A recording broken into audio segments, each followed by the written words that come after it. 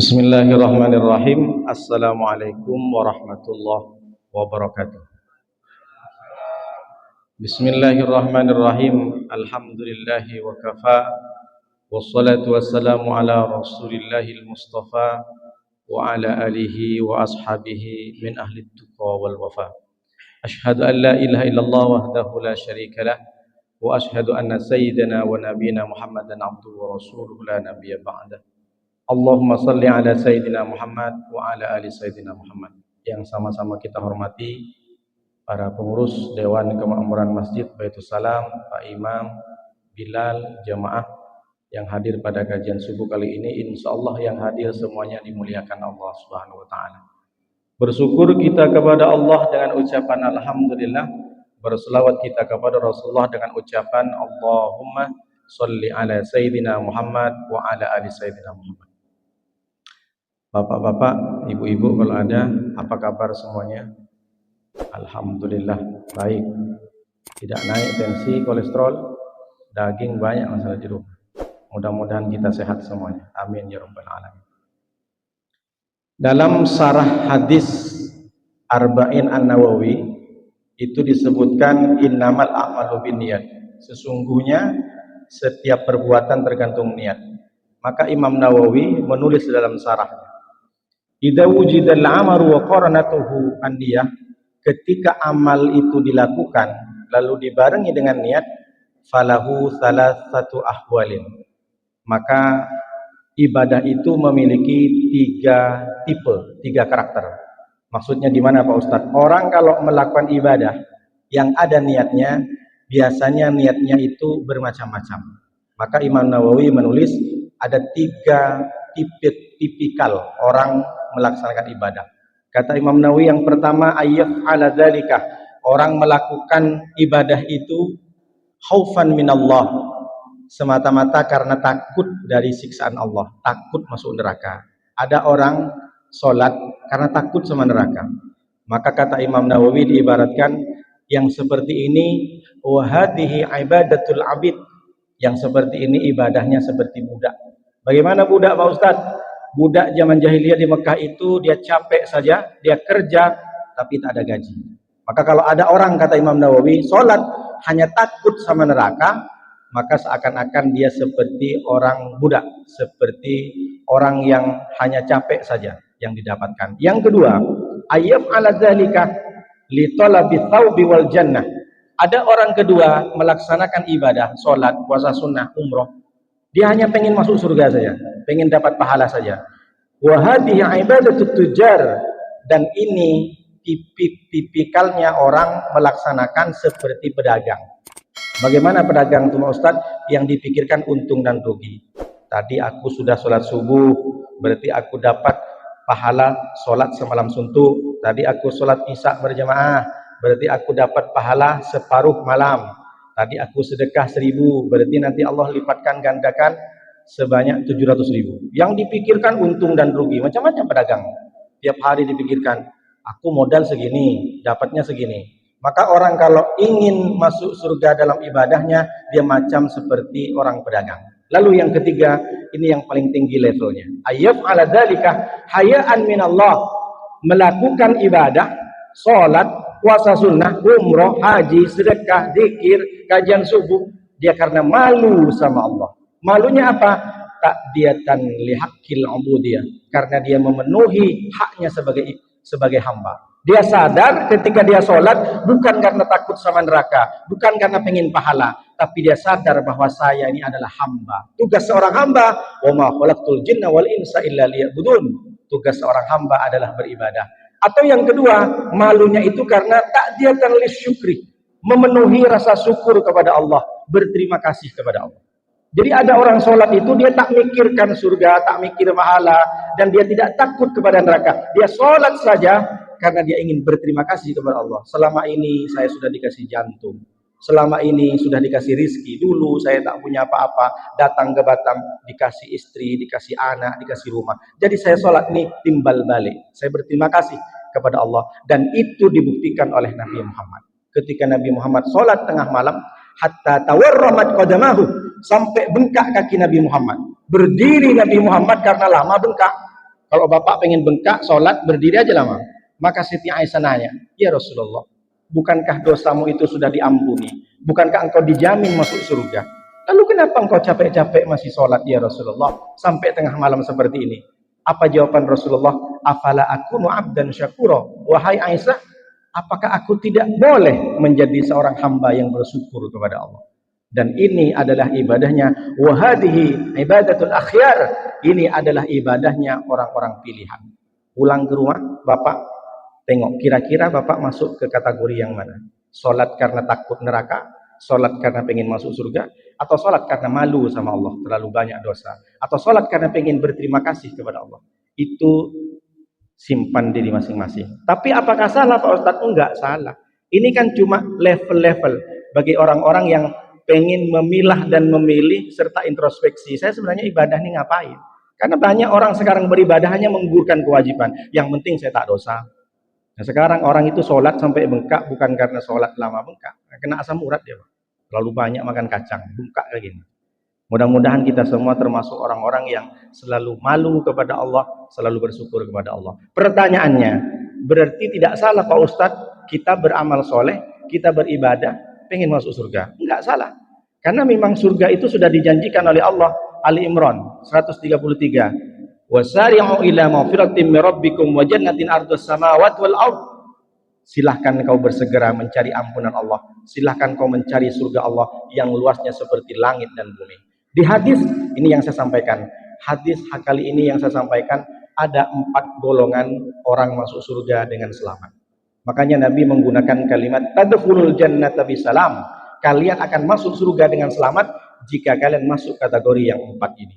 Jadi ada orang masuk surga ini tak selamat. Gimana tuh Pak Ustadz? Mungkin prosesnya lama. Dia mesti harus di laundry dulu, dia lewatin siratal mustaqim. Ada orang yang masuk surga selamat, tidak ada ancaman dari malaikat, tidak ada pemeriksaan, tidak ada interogasi. Macam kita masuk ke Singapura atau masuk ke Amerika, dia tak perlu banyak pertanyaan, aman saja masuk.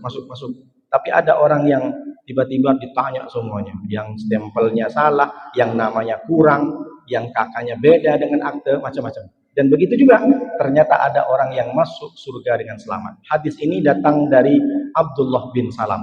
Nama aslinya namanya Husain, bukan Husain, tapi pakai short Husain. Apa artinya tuh Ustaz? Artinya tembok. Ini orang Yahudi.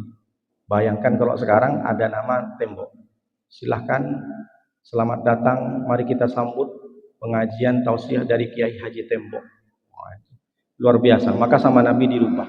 Nabi ini kan suka merubah nama-nama yang tak bagus, dirubah sama Nabi. Sama dengan Madinah Al-Munawwarah. Dulu namanya Yasrib. Yasrib itu parit, bau bangkai, bau mayat, bau bangkai hewan. Dirubah oleh Nabi Madinah Al-Munawwarah. Awalnya itu namanya Yasrib. Husain adalah pertama orang Yahudi yang masuk Islam. Ini membuktikan bahwa mematahkan orang yang punya pendapat semua agama itu benar. Buktinya apa? Banyak orang Yahudi pada zaman Rasulullah masuk Islam. Berarti ini membuktikan agama Yahudi, agama Nasrani itu tak benar. Ini buktinya bahwa ada orang Yahudi diajak oleh Rasulullah masuk Islam. Jadi ketika masuk Islam dirubah namanya menjadi Abdullah bin Salam. Kebetulan nama bapaknya Salam. Kemudian ada juga perempuan masuk Islam dari Yahudi, namanya Sofia. Sofia ini adalah istri Nabi. Dulu bermimpi ketiban bulan, kejatuhan bulan, bulan purnama. Jadi cerita sama bapaknya, ayah aku bermimpi kejatuhan bulan, ditempeleng sama bapaknya. Kenapa? Karena bapaknya tahu bahwa yang dimaksud bulan itu adalah Nabi Muhammad SAW. Qala al-badru alaina. Telah muncul bulan purnama. Anta badrun, anta syamsun, anta nurun. Nabi ini kan diibaratkan bulan purnama. Jadi apa kata Rasulullah SAW berkumpul dengan sahabat? Yang pertama, kalau ingin kalian tadkhulul jannata bisalam, kalau ingin masuk surga dengan selamat, yang pertama afsus salam. Apa itu afsus salam? Tebarkan salam, ucapkan salam. Sebagai orang yang beriman, sebagai muslim yang baik, bertemu dengan kawannya bukan yang diawali dengan oh bagus HP-mu. Orang benar tidaknya orang beriman, orang muslim ketika bertemu bukan oh sukses kamu ya, bagus bajunya ya, bagus jam tangannya ya, bagus mobilnya, tidak. Tapi harus awali dengan Assalamualaikum warahmatullahi wabarakatuh. Tapi ternyata kenyataannya berbeda-beda. Kalau laki-laki, hai bro, what's up bro.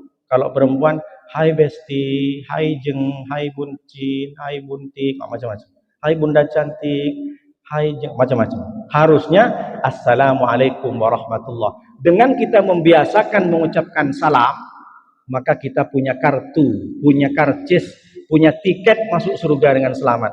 Kapanpun, dimanapun. Makanya dulu saya masuk ke jemaah tabligh itu. Kalau jemaah tabligh itu setiap bertemu dengan orang, assalamualaikum, assalamualaikum, assalamualaikum. Di Mekah, di Madinah juga begitu, assalamualaikum. Kenapa? Apa indikasi mengucapkan assalamualaikum bisa masuk surga? Karena di situ ada 3 doa. Yang pertama, kita mendoakan orang lain, assalamualaikum, mudah-mudahan kau selamat, selamat dirimu, selamat istrimu, selamat anakmu, selamat hartamu, selamat rumahmu, selamat semua orang-orang di sekitarmu. Jadi kita itu, kalau ada orang bilang assalamualaikum kepada kita, maka wajib kita jawab. Karena orang itu sudah mendoakan kepada kita. Dan doa kepada orang lain itu pasti diterima. Jadi kalau ditanya, doa apa yang pasti diterima dan dikabulkan oleh Allah? Mendoakan kawannya, mendoakan tetangga. Ma min muslimin yad'u li akhihi bi dhahril ghaibi illa ja'al malaku amin walakal mithlu. Kata Rasulullah, tidaklah satu orang muslim mendoakan saudaranya dengan diam-diam bi dhahril ghaib, kecuali ada datang malaikat mengucapkan amin walakal misl. Ya Allah, tetangga yang dapat mobil baru, mudah-mudahan dia dampah bersedekah. Kata malaikat amin, besok kamu juga dapat mobil baru. Jadi kalau kita pengen dikabulkan doa, doakan kawan kita, doakan tetangga kita, doakan teman sekantor kita. Maka jangan sampai bermusuhan. Jadi dalam assalamualaikum yang pertama kita didoakan selamat. Yang kedua kita warahmatullah, mudah-mudahan engkau diberikan rahmat, mudah-mudahan kasih sayang Allah tercurahkan kepada engkau. Jadi hebat sebenarnya. Kalau orang betul-betul mengkaji bagaimana dia diucapkan salam, dan kita senang sebenarnya ada orang mengucapkan salam. Kenapa? Karena kita didoakan, mudah-mudahan Allah sayang kepadamu. Bukankah kita sering berdoa dalam sholat? Rabbi firli warhamni. Ya Allah, ampuni saya, kasih sayangi saya. Dan rahmat inilah yang menyelamatkan kita. Karena kita masuk surga bukan dengan sholat. Kita masuk surga bukan karena puasa. Kita masuk surga bukan karena kajian subuh. Kita masuk surga bukan karena sedekah. Berarti tak boleh kita sedekah, Pak Ustaz. Tidak. Kita ini masuk surga ini karena rahmat Allah. La yadkhulul jannata ahadukum bi'amalihi. Setiap kalian itu masuk surga bukan karena amalnya. Tapi dengan apa? Wala anta ya Rasulullah. Ya, wala ana. Aku juga masuk surga bukan karena amalku, tapi karena illa ayatagammadinallahu birahmatin wa fadlin. Allah berikan kasih sayang kepada kita. Kalau kita ngitung amal, Pak, tak cukup, Pak. Sholat kita berapa jam? Lebih banyak tidur kita daripada sholat. Setiap hari kita 5 menit kali 5, 25 menit kita bertemu dengan Allah. Itu pun kalau khusyuk. Kadang orang sholat itu Allahu Akbar sama Assalamualaikum. Udah selesai sholat. Coba bayangkan, udah dikasih kesempatan 5 menit, tapi ingat sama Allah, Assalamualaikum dengan Allahu Akbar.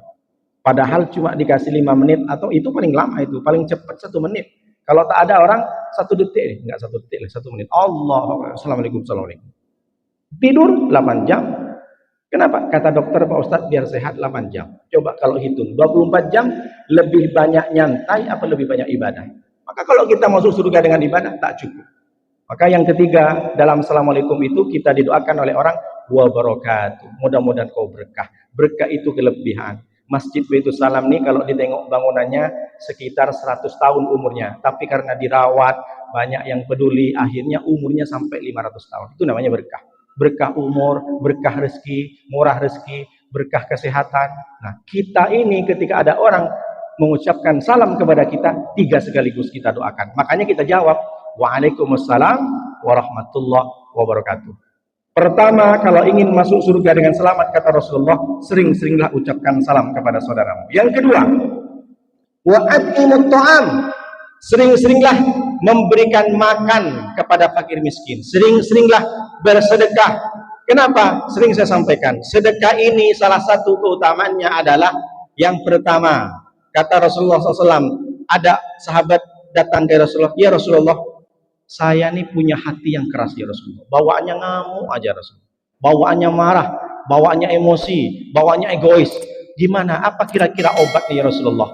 Maka Rasulullah langsung menjawab dengan hadisnya, idza aradta talyinah qalbika fa'atimil miskin wamsah ra'sal yatim. Kalau ingin hatimu tidak keras lagi, kalau ingin hatimu lunak, lemah, lembut lagi, maka fatimil miskin, berikan sering-seringlah kasih makan kepada fakir miskin, wamsah ra'sal yatim, dan seringlah usap kepala anak yatim. Jadi kalau sekarang bapak punya saudara, punya kawan, punya ipar, punya sepupu, bawanya ngamuk aja, sekali nengok meja asik namu dibanting aja meja, entah apa gitu. Sekali HP nelpon entah apa, tiba-tiba HP-nya dibanting. Memang luar biasa, marah aja kerjaannya, bawanya mau ngamuk. Maka caranya kasih makan fakir miskin, samperin panti-panti jompo, janda-janda yang tak punya suami, yang sudah tak punya anak, kasih makan, ajak makan bareng. Makanya banyak kan orang-orang itu ngajak makan bareng dengan anak yatim. Datang ke panti asuhan, Assalamualaikum Ustaz. Waalaikumsalam. Berapa anak yatim di sini Pak Ustaz? Ada 200 Pak. Oh, gimana Pak? Ngasih 200? Enggak, 5 bungkus saja. Oh, gaya-gayaan aja bilang 200 saya kasih. Nah, biasanya orang tuh masuk ke panti asuhan Pak, pengen makan. Ada orang kaya bawa nasi padang, pokoknya bawa kolak, dia pengen makan sama anak yatim. Kenapa? Ini akan melunakkan hati kita. Hati yang keras, ngeyel, tak bisa dinasihati, bawaannya emosi, bawaannya ngamuk, maka sering-seringlah bersedekah. Kenapa? Karena memberikan makan kepada fakir miskin dan mengusap anak yatim itu bukan hanya sekedar kita mendapatkan pahala yang banyak, tapi membuat kita menjadi lemah lembut, bertutur kata yang baik.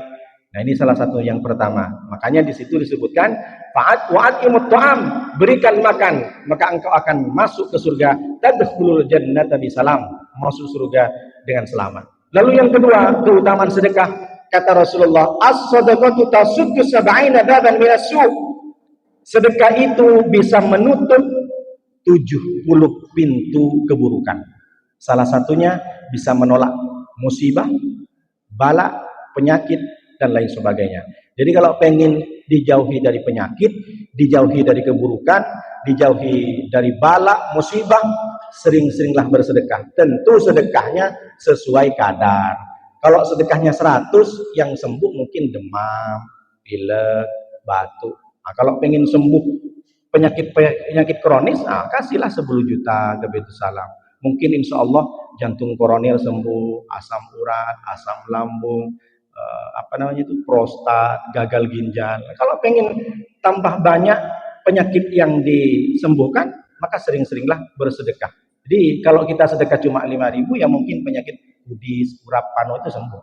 Nah, kalau semakin banyak kita sedekah, maka semakin besar penyakit yang akan disembuhkan. Ini bukan kata saya, kata Rasulullah SAW. Lalu kemudian sedekah itu juga tadfa'u maitatasu. Sedekah itu menolak mati dalam keadaan su'ul khatimah. Nah, ini penting. Kalau pengen kita meninggal dalam keadaan husnul khatimah, sering-seringlah bersedekah. Karena bersedekah ini bukan hanya di akhirat saja. Di dunia kita dilipat gandakan. Masalul ladzina yunfiquna amwalahum fi sabilillah kamathali habbatin ambatat sab'a sanabila fi kulli sumbulatin mi'atu habbah. Orang yang bersedekah satu saja, maka diumpamakan oleh Allah ada 700 biji yang akan tumbuh. Berarti kalau 1000 menurut matematika Allah ada dilipat gandakan menjadi 700.000. Di dunia dilipat gandakan 700 kali. Dikubur, Rabbil laula akhartani ila ajalin qarib fa asaddaqah. Dikubur kalau ingin terbebas dari siksa kubur, kita sering bersedekah. Dan yang terakhir di akhirat, kullu mri'in tahta dhilli sadaqatihi. Setiap orang itu akan bernaung dalam sedekahnya. Dalam semasa hidupnya, kalau dia hanya bersedekah 200-300 ribu, berarti naungan kita macam triplek. Bapak, triplek berapa harga sekarang? Ada sekitar 200-300. Berarti kalau kita dalam seumur hidup hanya 200, berarti naungan kita triplek. Kena matahari 10 hari, melepuh dia. Tapi kalau kita pernah bikin masjid, cor-coran yang menaungi kita. Makanya mumpung nih ada di depan kita Masjid Baitul Salam, sering-seringlah berapapun, 1000 pun boleh, 2000 boleh. Bahkan sedekah itu didoakan malaikat. Ma min yaumin sujudil ibadu illa ja'al malakani yanzilani. Ada orang setiap subuh bangun sehat dia, bangun dari tidur sehat dia. Lalu kemudian diutuslah satu malaikat mendampingi dia. Malaikat yang pertama, apa kata malaikat? Allahumma ati mumfikon khalafa. Ya Allah, orang yang bersedekah di waktu pagi hari mudah-mudahan dikasih ganti. Yang kedua malaikatnya adil Allah. Allahumma ati mumsikan talafa. Ya Allah, orang yang pagi hari tidak bersedekah mudah-mudahan hartanya binasa. Binasa itu gimana Pak Ustadz? Perasaan tetangga saya tak pernah sholat, tak pernah sedekah, semakin kaya Pak Ustadz. Rumahnya mewah, mobilnya mewah. Itu boleh jadi bukan nikmat, tapi memang nikmat, tapi berbalut laknat. Namanya istidraj. Allah bikin dia kaya, Allah bikin dia hidupnya tenang, perutnya kenyang, keadaannya dia senang, tapi ternyata sebenarnya dia adalah tipuan dari Allah. Sa'umli lahum inna kaidi matin. Sesungguhnya aku tipu mereka sebagaimana mereka juga menipuku. Kenapa menipu? Dia katanya Islam, dia katanya beriman, tapi tak pernah sholat. Tapi aku uji, aku kasih nikmat yang banyak. Jadi kita nih Pak, mengukur orang sukses itu bukan karena kayanya. Jadi jangan pernah berkeluh kesah. Saya ini sholat terus, saya sering kajian, saya sering zikir, tapi kenapa saya nggak kaya-kaya? Sementara orang itu tak pernah sholat tambah kaya. Kita sholat, kita beribadah kan bukan untuk kaya. Kenapa? Karena kaya bukan sebuah kebahagiaan. Berapa banyak orang kaya, hartanya berlimpah, hidupnya tak tenang. Tiba-tiba duduk di meja hijau, diadili, padahal ratusan miliar. Rupanya koruptor. Jadi jangan dianggap sholat itu pengen kaya, sedekah itu pengen kaya, ngaji Al-Quran pengen kaya. Semuanya berharap ridho Allah. Kalau Allah sudah ridho kepada kita, apapun yang kita inginkan Allah akan kasih. Meskipun di dunia kita tidak dikasih, tapi mala ainun ra'at wala udhunun sami'at wala khatara ala qalbin besar. Allah simpan nikmat yang diberikan kepada kita di surga, di mana mata tak bisa melihat, kuping tak bisa mendengar, hati pun tak bisa merasakan nikmat seperti apa itu nikmat yang ada dalam surga. Wa ma'im maskubi wa faqiyatin kasiratil la maqtu'ati wa la mamnu'ah. Ada buah-buahan yang tak pernah putus, panen terus. Ada makanan yang tak pernah basi. Ada minuman, kalau kita minum telaga Kausar satu teguk, selamanya kita tidak akan pernah haus. Tak sibuk kita cari minum lagi, karena kita minum di telaga Kausar, telaganya Rasulullah SAW. Jadi sedekah ini luar biasa. Alhamdulillah, insya Allah kita semua ini gemar bersedekah. Mudah-mudahan kita semuanya juga suka dengan bersedekah, karena selain mendapatkan pahala, menyembuhkan penyakit. Dan yang ketiga, wasilul arham. Kalau ingin masuk surga, tadkhulul jannata bisalam. Masuk surga dengan selamat, silahkan sering silaturahmi. Ada silaturahmi, ada silaturahim. Kalau silaturahmi tidak ada kerabat, tidak ada hubungan darah.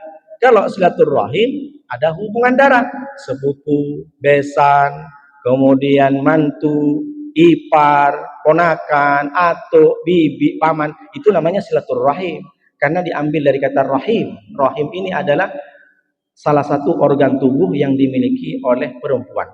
Sampai sekarang tidak ada yang bisa membuat rahim. Kalau cuma merubah muka, bisa dia. Dari perempuan jadi laki-laki, dari laki-laki jadi perempuan. Ditumbuhi cambang. Karena sekarang ada istilah nanam rambut. Jadi kalau cuma merubah gender, itu bisa Pak. Tapi sampai sekarang sehebat-hebatnya teknologi, tidak ada yang bisa merubah jenis kelamin. Kenapa? Ar-Rahim diambil dari nama Allah. Saqaqtur rahim min ismi. Aku jadikan rahim dari perempuan itu diambil dari namaku. Bismillahirrahmanirrahim. Makanya sehebat-hebatnya orang tak bisa membuat rahim, karena satu-satunya makhluk Allah yang bisa menampung selain jantungnya sendiri adalah perempuan. Sehebat-hebatnya teknologi merubah laki-laki jadi perempuan, apa sebutannya kalau di Thailand tuh Pak? Lady boy. Atasnya lady, bawahnya boy, betisnya banyak urat, kayak pemain bola. Atasnya glowing.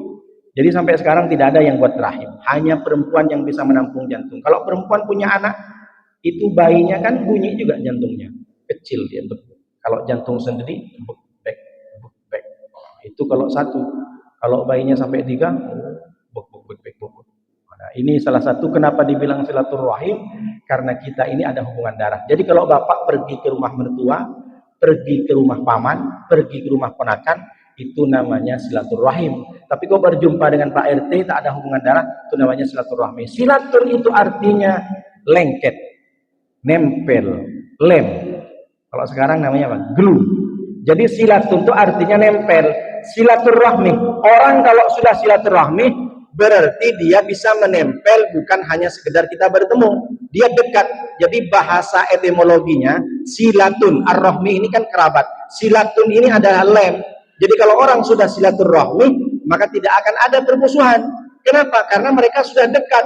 Dekat itu bahasa umumnya, bahasa Arabnya secara bahasa itu nempel. Maksudnya gimana Pak Ustadz? Kalau Bapak sudah punya kawan, kalau Bapak sudah punya teman, sering silaturahmi, berarti bukan hanya di depan muka kawan saja yang baik, tapi di luar kawan itu kita selalu ingat sama kawan yang sering silaturahmi. Bukan hanya sekedar bersahabat, tapi saling mendoakan. Ya Allah, temanku itu semasa alumni SD, kemana sekarang ya? Mudah-mudahan dia selamat. Ini baru betul. Jadi efek atau pengaruh hasil daripada silaturahmi bukan hanya sekedar bertemu, salaman, cipika-cipiki, ditraktir ngopi, tidak. Tak bertemu pun hati ini terikat, hati ini terpaut. Itu baru namanya silaturahmi. Karena sekarang banyak orang hanya manis di muka, tapi hatinya busuk. Pas di depan kawan kita, oh baik-baik, kamu yang mantap, kamu yang ini. Tapi tak ketemu sama dia, diomongin. Makanya kita hati-hati Pak. Kalau bertemu dengan kawan, kawan tuh sering ngomongin orang lain. Hati-hati. Berarti ketika kita tidak ada, kita diomongin sama kawan nih.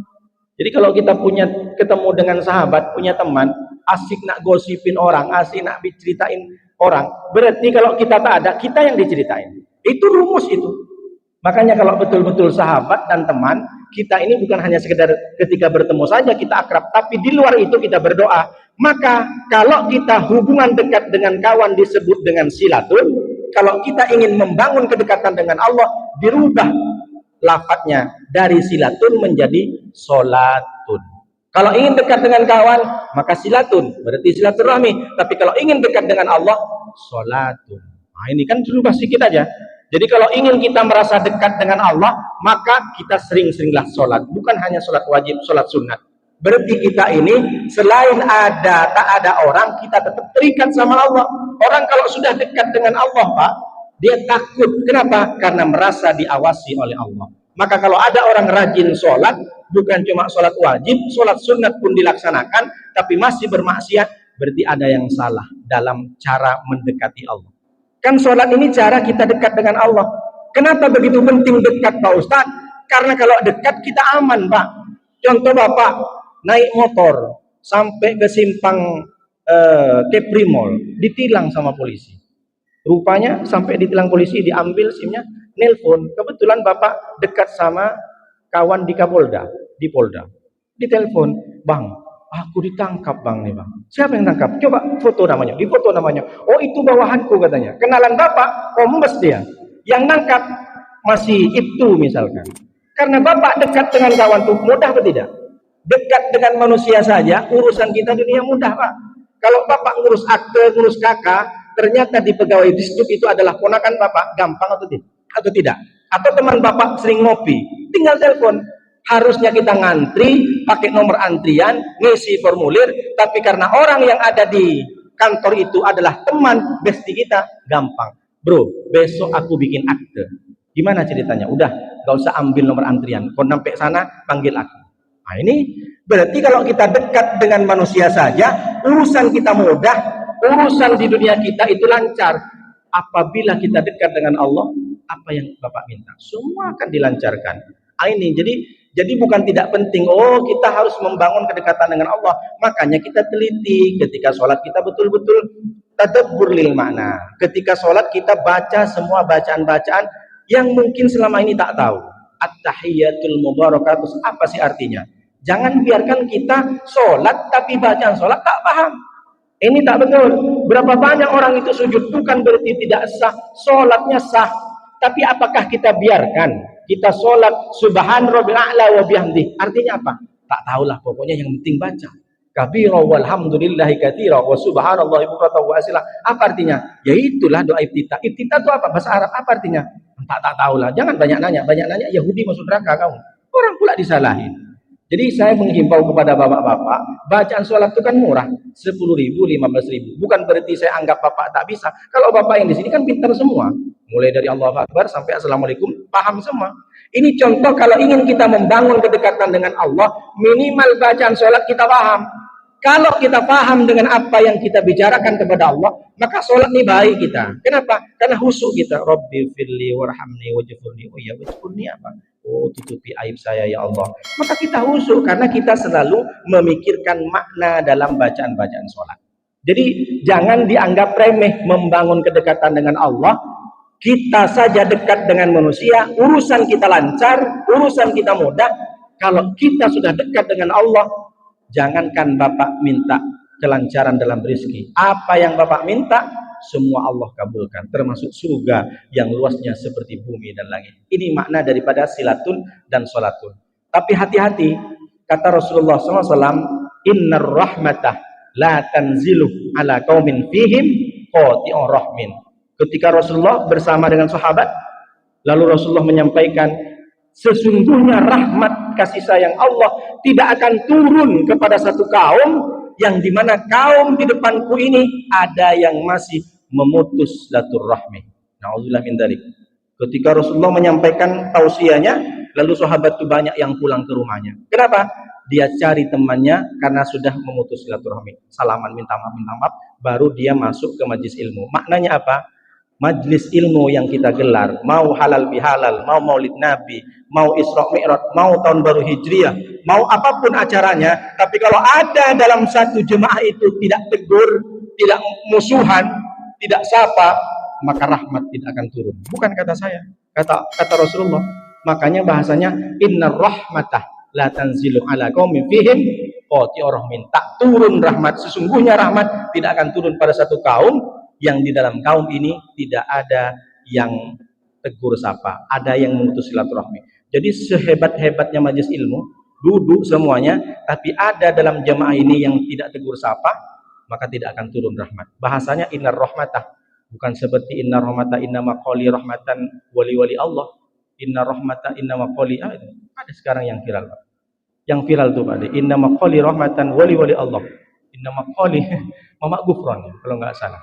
Jadi apa maknanya? Silaturahmi ini penting karena Nabi juga mengatakan la yadkhulul jannata qati'ur rahmin. Tidak masuk surga orang yang memutus silaturahmi. Ada sebuah kisah yang disampaikan oleh Imam Ad-Dhahabi. Imam Ad-Dhahabi ini nama kitabnya Al-Kabir. Beliau mengisahkan ada satu orang kaya raya datang ke Mekah pergi haji. Sampai di Mekah karena bawaan duit sama emasnya banyak, ketika dia mau naik haji kan tak mungkin bawa emas karena susah.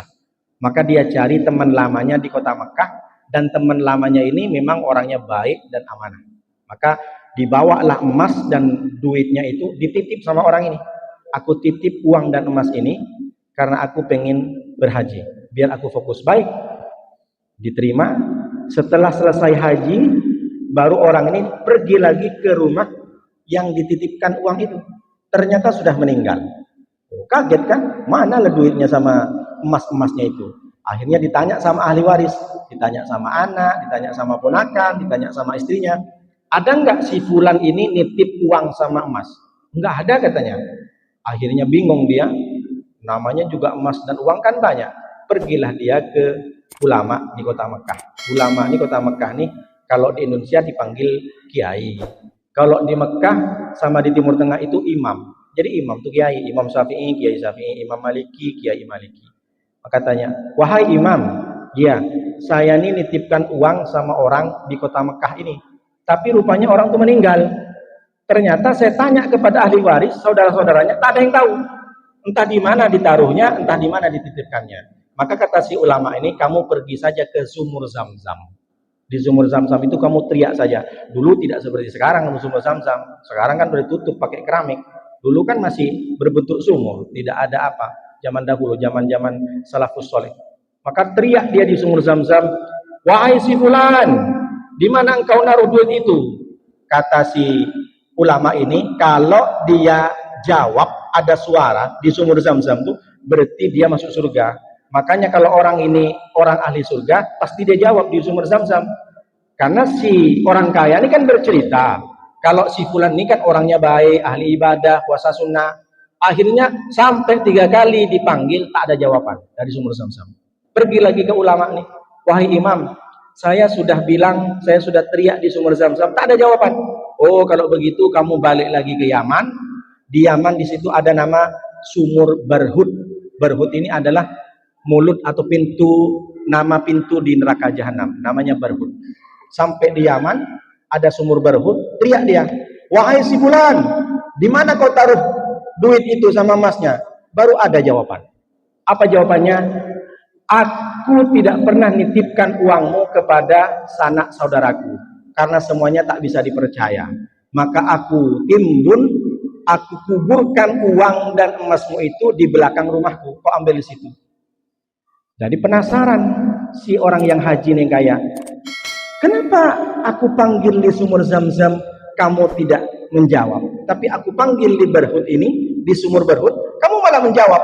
Maka dia cerita, sebenarnya aku nih amalanku tinggi, puasa sunnah tak selesai, tak berhenti, sholat pun bukan cuma sholat wajib, sholat sunnah, sering aku bersedekah, tapi ada satu dosaku, aku punya saudara perempuan yang pelitnya luar biasa, kikir, kedekut, medit, dia tinggal di rumahmu, tapi karena pelitnya luar biasa, aku usir saudara perempuanku ini dari rumah.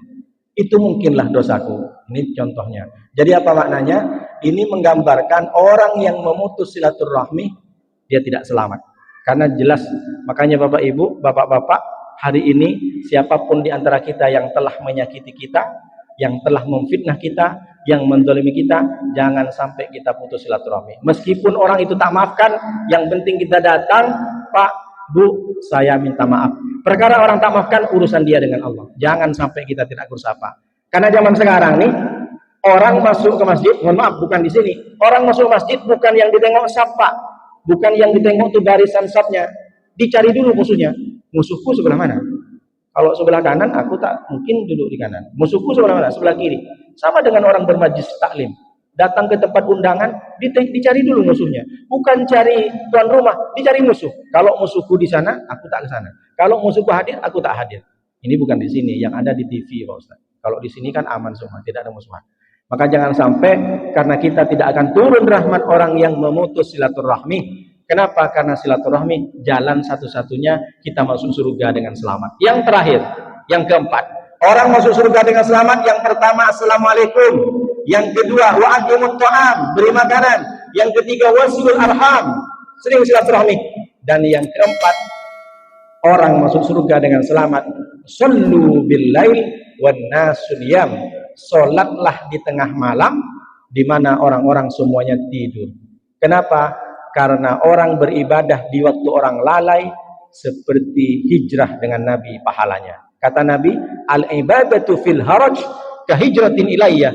Ibadah di waktu orang lalai, ibadah di waktu orang sibuk dengan bisnisnya, sibuk dengan dagangannya, sibuk dengan tugasnya pagi hari jam 9, jam 10, tapi dia sempatkan sholat duha 2 rakaat. Itu pahalanya sama dengan hijrah denganku. Tentu pahala hijrah dengan Nabi kan luar biasa. Kenapa? Karena kita tak mungkin bertemu dengan Nabi. Maka pahala orang-orang yang hijrah dengan Nabi kan pahalanya fisabilillah. Jelas masuk surga. Makanya sahabat yang ketika hijrah ke Madinah semuanya masuk surga, radhiyallahu anhum, diridhoi oleh Allah. Maka ketika kita ibadah di waktu orang itu lalai, di waktu orang itu tidur, kita dapat pahala. Jadi kalau kita pengen dapat pahala hijrah, Pak, kita sempatkanlah sholat, sempatkanlah ngaji Al-Quran saat orang semuanya nengok Quran. Kita sempat baca Al-Quran. Sempatkanlah kita sholat saat orang nengok live futsal, nengok live bola, sepak bola. Kalau nengok sepak bola jam 2, jam 3 bangun dia, Pak, siapkan kopi. Tapi berapa banyak orang bangun tengah malam hanya pengen pipis saja, tak sempat ambil wudhu. Maka kalau ingin kita masuk surga dengan selamat tanpa hambatan, sering-seringlah sholat tahajud. Karena sholat tahajud dapat 4 keutamaan.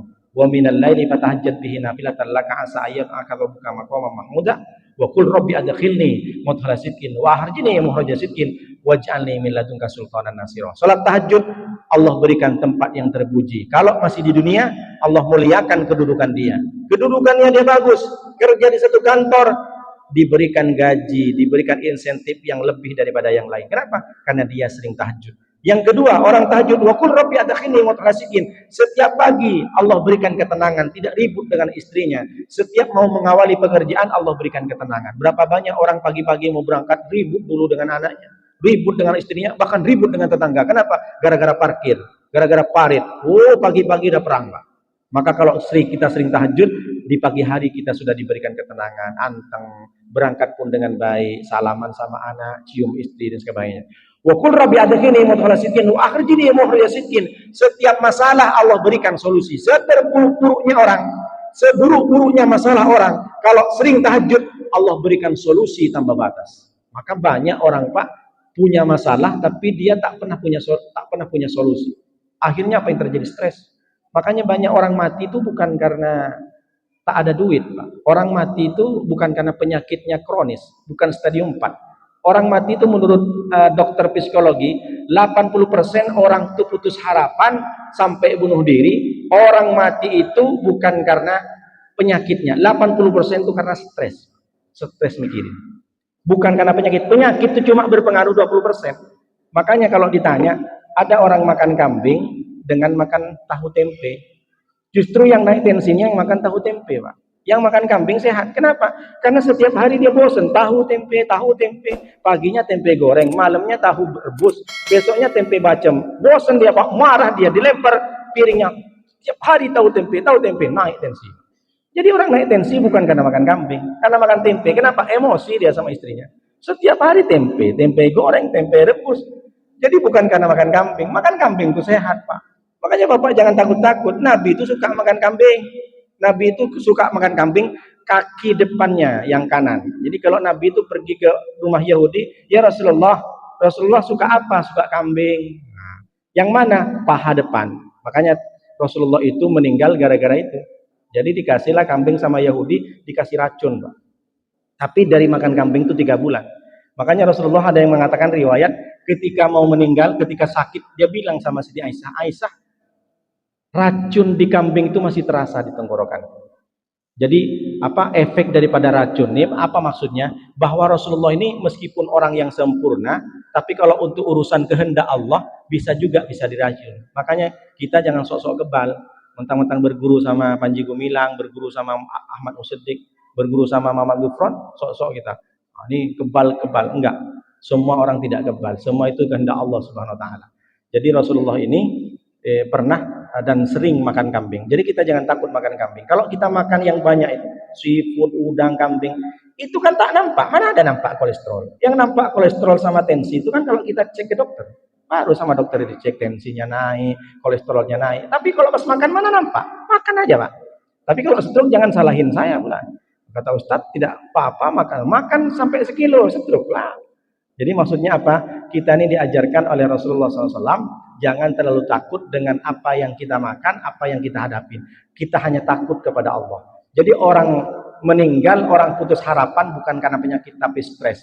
Makanya kalau kita tidak stres, pengen dapat solusi, sering-seringlah tahajud. Karena tahajud ini yanzilu tabaraka wa ta'ala fis sama. Setiap malam Allah itu turun, bukan berarti Allah itu melayang. Setiap malam Allah itu ketika jam 2, jam 3 menjemput doa-doa orang. Apa maknanya? Setiap malam Allah tuh miss call sama kita. Sering nelpon sama kita. Bayangkan Bapak punya bos di PT, di kantor. Kalau bosnya, Bapak tidur, tiba-tiba bangun dari tidur Bapak, ditengok miss call sampai 10 kali. Yang nelpon bos, aduh gimana nih? Bos nelpon. Oh gawat Pak. Tapi Allah setiap malam miss call kita, tapi nyantai aja kita. Makanya kata Nabi Muhammad itu, orang yang diazab itu bukan orang yang sakit, kecelakaan, jatuh, tapi dia sempat bisa bangun tengah malam, tapi tak sempat berdoa kepada Allah. Coba kita cek, apakah malam-malam kita sering pipis? Itu bukan nggak disengaja sama Allah itu, di miss call, dicolek, tiba-tiba kita pengen kencing jam 3. Tapi sungguh manusia yang lalai, dia hanya kencing saja. Tak sempat, berat kali dia ambil air wudhu untuk sholat. Makanya kalau kita pengen solusinya lebih banyak lagi, bahkan yang terakhir, Qul rabbi atigini mutfalasikin wa ahdini muhajasikin waj'alli min ladunka sultanan nasira. Orang yang sering tahajud, Allah berikan pertolongan langsung kepada kita. Apapun masalah kita di kantor, apapun masalah kita di tempat kerja, tiba-tiba Allah kasih jalan aja. Kenapa? Karena kita sering tahajud. Maka jangan pernah, karena satu-satunya sholat sunat yang ada dalam Al-Quran hanya tahajud. Allah tidak pernah menyebutkan sholat sunat sebelum asar, sholat sunat hajat, sholat sunat safar, sholat sunat qobliyah ba'diyah. Tidak ada dalam Al-Quran. Tapi satu-satunya sholat sunat yang disebutkan dalam Al-Quran hanya tahajud. Wa minal laili fatahajjat bihi nafilah. Ketika tengah malam, bangun kau tengah malam sebagai tambahan untuk masa depanmu di akhirat. Itu Pak. Jadi Bapak biar tahu, sholat tahajud ini satu-satunya sholat yang disebut oleh Allah. Mudah-mudahan dengan 3-4 tips ini kita sering mengucapkan salam, sering bersedekah, sering silaturahmi, insya Allah, dan yang terakhir kita tahajud, kita akan masuk ke surganya Allah dengan selamat bersama-sama. Amin ya rabbal alamin. Demikian saya sampaikan, sudah suruh, mudah-mudahan kita semua tergolong orang-orang yang menjadi golongan masuk surga dengan selamat. Dengan kita bersilaturahmi, dengan kita berkumpul. Bismillahirrahmanirrahim. Alhamdulillahirabbil alamin. Wassalatu wassalamu ala asrofil anbiya wal mursalin wa ala alihi washabihi ajmain hamdan syakirin hamdan na'imin hamdan yuwafi ni'amahu yukafi mazida. Ya Rabbana lakal hamdu kama yanbaghi li jalalika wa 'azimi sultanik. Allahumma shalli ala sayyidina Muhammad wa ala ali sayyidina Muhammad. Allahumma inna nas'aluka ilman nafi'a wa rizqan thayyiban wa 'amalan mutaqabbala. Rabbana adkhilna mudkhala sidqin wa akhrijna mukhraja sidqin waj'alna min ladunka sultanan nasira. Rabbana atina fid dunya hasanah wa fil akhirati hasanah wa qina adzabannar. Subhanaka rabbika rabbil izzati amma yasifun wa salamun alal mursalin walhamdulillahi rabbil alamin. Terima kasih. Assalamualaikum warahmatullahi wabarakatuh.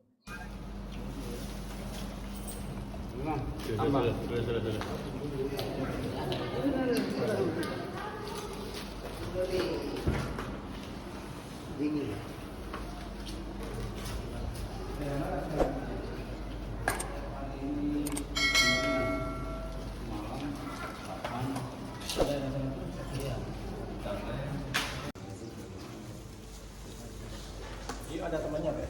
Banyak, semua kami ada 20.